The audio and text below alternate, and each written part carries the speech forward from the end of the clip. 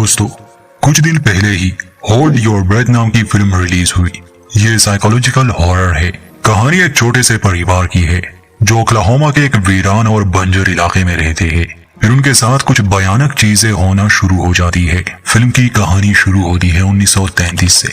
Oklahoma में एक इलाका था जो पहले तो हरा भरा था। यहाँ लोग आबाद होना शुरू हुए, मगर फिर अचानक से कुछ हो गया। मौसम में बदलाव आया और वो हरा भरा इलाका रेगिस्तान में बदल गया। बारिशें होना बंद हुई और इससे भी बुरा कि हर समय वहां रेत और धूल के तूफान आया करते थे, जिससे वहां रहने वाले लोगों का जीना मुश्किल हो गया था। खैर, समय के साथ बहुत से लोग इस इलाके को छोड़कर चले गए। कुछ मर गए और कुछ ऐसे भी लोग थे जो यहाँ बसे थे। या तो उनके पास जाने के लिए कोई और जगह नहीं थी या पैसे नहीं थे, पर यहाँ जीना हर दिन मुश्किल होता जा रहा था। इसी इलाके में एक परिवार भी रहता है, वो भी बहुत मुश्किल में है, मगर ये जगह छोड़ना उनके लिए आसान नहीं। ये परिवार है मार्गरेट का, जिसका पति पैसा कमाने के लिए किसी और स्टेट में गया है। मार्गरेट अपने 2 बेटियों के साथ यहाँ रहती है। वैसे उसके 3 बच्चे थे, मगर किसी बीमारी की वजह से उसकी एक बेटी मर गई, जिसे घर के पास ही दफनाया गया था। यहाँ धूल, मिट्टी और खराब मौसम की वजह से काफी बच्चे बीमार रहते हैं। मार्गरेट की बेटी भी इसी वजह से मर गई। बल्कि मार्गरेट की जो छोटी बेटी है ऑली, वो स्कारलेट फीवर की वजह से बहरी हो गई है। और बड़ी बेटी का नाम है रोज, जो अभी तक तो ठीक है। ये सारी मुसीबतें तो थी ही, इसके अलावा घास ना होने की वजह से इनकी गाय भी दिन ब दिन कमजोर होती जा रही थी। और ये लोग इस मुश्किल समय में उसी पर जिंदा थे।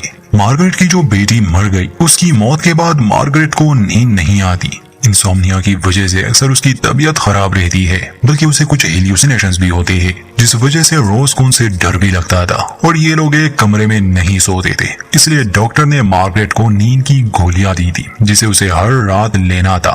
यहाँ रहने वाले लोगों की ये ख्वाहिश थी कि काश ये जगह फिर से हरी भरी हो जाए और ये सुकून से यहाँ जीवन बिता सके, मगर ऐसा होना मुमकिन लग तो नहीं रहा था। मार्गरेट के बच्चे और खुद मार्गरेट भी अपने पति को बहुत याद करती थी।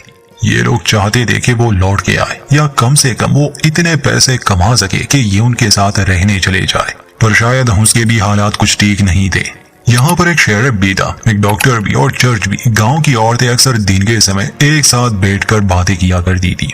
यहाँ पास ही मार्गरेट की एक बहन भी थी, जिसके 3 बच्चे थे और उसका पति भी कहीं काम पर गया था। मार्गरेट की बहन का नाम है एस्टर और इन दिनों उसका बेटा थॉमस बहुत बीमार है। आई होप के फिल्म का प्लॉट काफी समझ आ गया होगा। अब आगे कहानी में इससे भी बुरी चीजें होने वाली है। तो शुरुआत होती है मार्गरेट के एक सपने से, जहां पहले तो वो घास के मैदान में खुद को देखती है और फिर पलक झपकते ही वो हरियाली गायब होकर रेगिस्तान और रेतीले तूफान में बदल गई।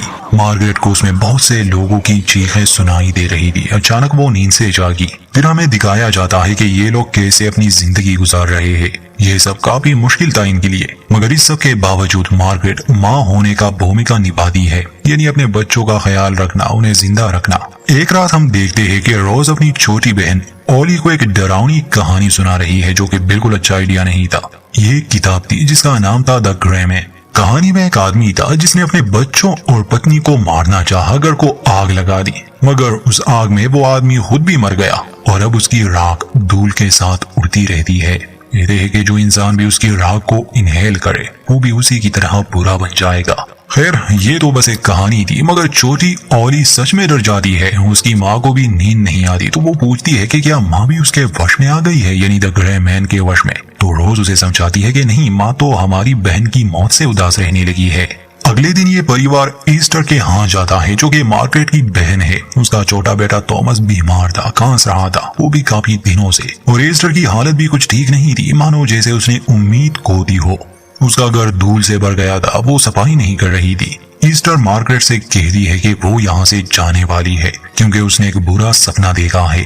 कुछ दिन बाद वो अपना सामान लिए यहाँ से जाने वाली थी, मगर ईस्टर उसे बात करने आई थी, समझाने आई थी कि वो अभी ना जाए, बस घर को सील रख के धूल मिट्टी को साफ करे, उसका बेटा ठीक हो जाएगा। वैसे भी यहाँ आंधी चलती थी, मगर ईस्टर नहीं मानती। वो तूफान में ही निकल जाती है। मार्गरेट अपने बच्चों को लिए जब घर वापस आ रही थी, तो ये तूफान में फंस गए। कुछ समय के लिए इन्होंने ओली को भी खो दिया, मगर घर में दाखिल होने के बाद पता चला कि वो पहले ही आ चुकी थी। साइन लैंग्वेज में वो कहती है कि उसे उस आदमी से डर लगता है। ये सुनकर मार्गरेट को हैरानी हुई। वो बाहर झांक कर देखती है मगर कोई नहीं था। रात को पता चला कि रोज अक्सर उसे ग्रे मैन की कहानी सुनाती है और शायद उसने उस ग्रे मैन को सच मान लिया जिस पर मार्गरेट रोज को डांटती है। उस किताब को मार्गरेट ने अपने पास रख लिया। अगली सुबह घबराई हुई रोज आकर उसे जगाकर कहती है कि ओली सही थी, बाहर कोई है। गन लिए मार्गरेट देखने गई। बांध के हैंडल पर खून लगा था मगर उसे कोई दिखा नहीं। उसी दिन उन्हें पता चला कि कल रात एस्टर और उसके बच्चे जिस बग्गी में यहाँ से निकल रहे थे वो रेत के तूफान में फंस गए थे। जब गांव वाले उसे देखने गए बस थॉमस और एस्टर ही बचे थे। एस्टर के 2 बच्चे उसमें मारे गए।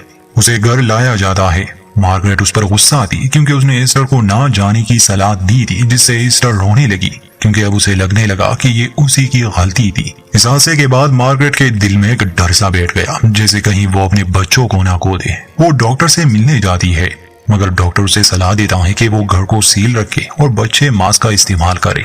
मार्गरेट के पास घर में इतना कपड़ा नहीं था कि वो क्रैक्स को बंद कर सके, इसलिए वो अपना बेड भी बच्चों के कमरे में ले आती है, जहाँ रोज थोड़ी घबराई हुई थी क्योंकि उसकी माँ अक्सर अपना आपा खो देती है।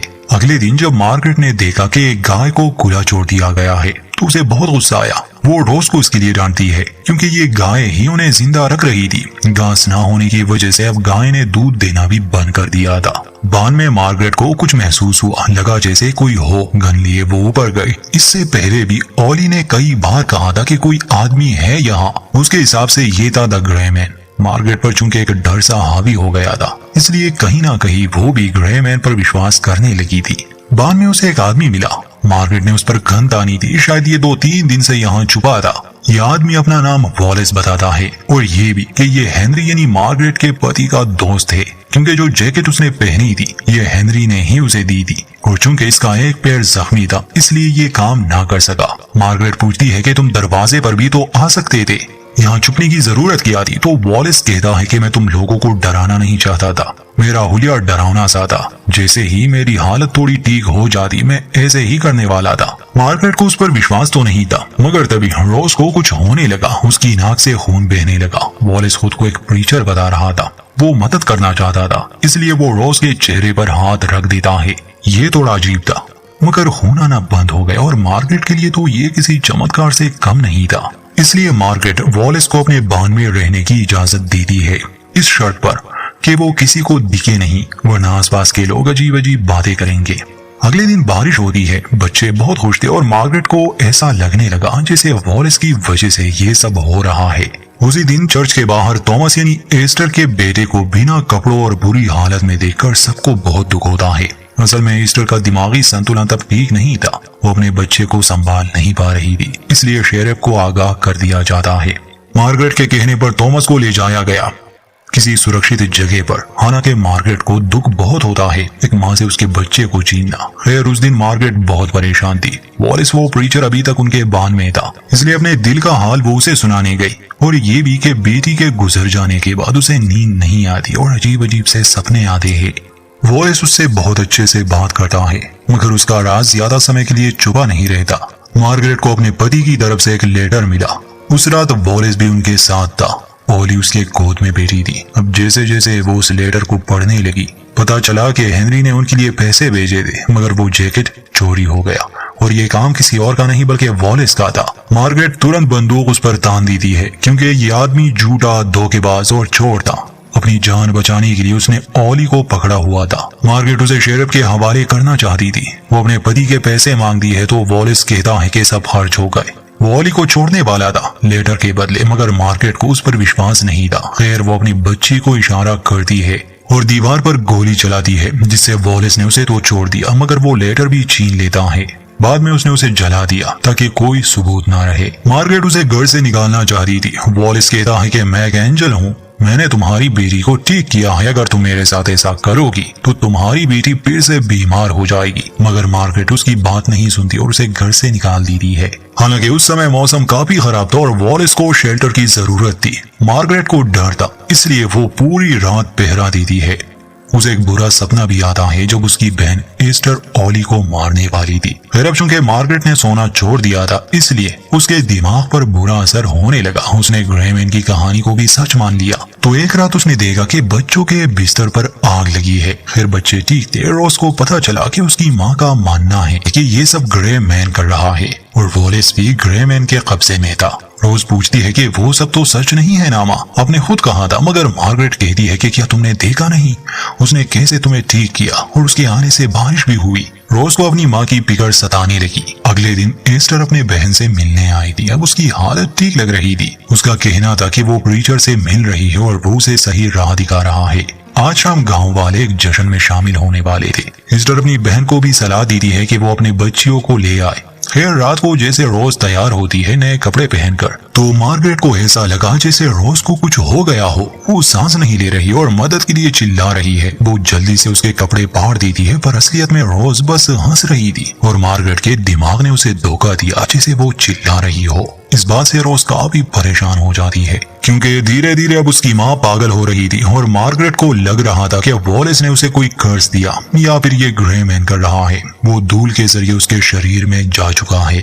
खुद को पागल ना साबित करते हुए वो फिर से अपने दोनों बच्चियों को लिए उस जश्न में जाती है। शेरिफ उसके साथ डांस करता है, मगर मार्गरेट खुद को नॉर्मल ही दिखा रही थी। उस पार्टी में ईस्टर भी आई थी और मार्गरेट को ऐसा लगा जैसे वो वॉलेस के साथ आई हो। अचानक उसे कुछ होने लगा। सब लोग इकट्ठा हुए। खैर यहाँ रोज अपनी माँ का साथ देती है और सबको वॉलेस यानी उस चोर के बारे में बताती है। यहाँ तक तो गांव वाले उनकी बातों पर विश्वास कर लेते, मगर जब मार्गरेट ने ये कहना शुरू कर दिया कि ग्रेमैन धूल और रेत के जरिए हमारे शरीर में दाखिल होकर हमें करप्ट करके हमसे बुरे काम करवाता है, तो लोग समझ गए कि शायद मार्गरेट भी पागल हो गई है अपनी बहन की तरह। अपने बच्चों को लिए वो घर वापस आई, मगर रात को फिर से एक आवाज ने उसे डरा दिया। गन लिए वो बाहर देखने गई। कभी वो बाहर जाती, कभी घर में आती। तब रोज को अंदाजा हुआ कि घर में जो भी अजीब चीजें हो रही है, जैसे कहीं आग लग जाना या कोई चीज टूट जाना, ये खुद मार्गरेट ही कर रही थी। बस उसे याद नहीं रहता था और लगता उसे कि शायद उनके अलावा कोई और भी है, या उसके हिसाब से ये ग्रेमैन है जो उन्हें हॉन्ट कर रहा है। गन लिए जब वो फिर से बाहर आई, रोज अपनी माँ को समझाना चाहती थी कि ये सब उसका वहम है, मगर मार्गरेट को ऐसा नजर आ रहा था जैसे ये उसकी बेटी नहीं बल्कि वॉलेस हो। उससे पहले भी मार्गरेट ने किसी पर गोली चलाई थी और शायद वो अपनी बेटी को भी मार दी थी, मगर अंत में वो जाग गई, अपने होश में आए। फिर उस समय मार्गरेट को पता तो नहीं था, पर रोज ने देख लिया कि उसने अपनी ही बहन पर गोली चलाई है। उसकी लाश वहां पड़ी थी। मार्गरेट अपनी बेटी से कहती है कि ग्रेमैन डस्ट की वजह से उनके शरीर में जा चुका है, इसलिए उन्हें नशे की गोलियां खाकर खुद को खत्म करना होगा। रोज होशियार थी, अगर वो विरोध करती तो शायद हालात और बिगड़ जाते, इसलिए वो अपनी माँ के हाँ में हाँ मिलाती है। तभी दरवाजे पर कोई आया। असल में ये शेरिफ थे जो जानने आए थे कि क्या सब ठीक है या नहीं, पर असल में मार्गरेट की हालत देखकर वो उसके बच्चों को ले जाना चाहते थे। ये सुनकर मार्गरेट अपना आपा खो देती है और शेरिफ को चाकू से मार देती है। बाद में जब वो खुद को और अपने बच्चियों को हमेशा के लिए सुलाने वाली थी, तब रोज उसे मारना चाहती थी, मगर उसमें इतनी हिम्मत भी नहीं थी, इसलिए वो ये झूठ कह देती है कि ऑली बाहर चली गई। उस समय तेज आंधी थी। एक रस्सी बांधकर मार्गरेट जैसे ही बाहर गई ताकि वो खो ना जाए, तो रोज को एक मुश्किल फैसला लेना पड़ा। वो रस्सी को काट देती है, जिससे उसकी माँ खो गई और यकीनन बाद में मर गई होगी। रोज ने ऑली को अलमारी में छुपाया था।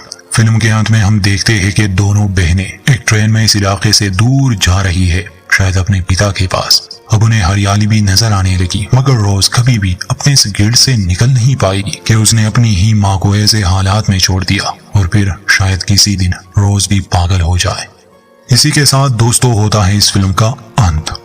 फिल्म पैरानोया और पुराने जमाने में लोगों ने जो मुश्किलें झेली उसके बारे में है। उम्मीद करते हैं ये कहानी आपको पसंद आई होगी। लाइक करना ना भूले, चैनल पर नए हैं तो सब्सक्राइब कर दे। मिलते हैं किसी और कहानी में।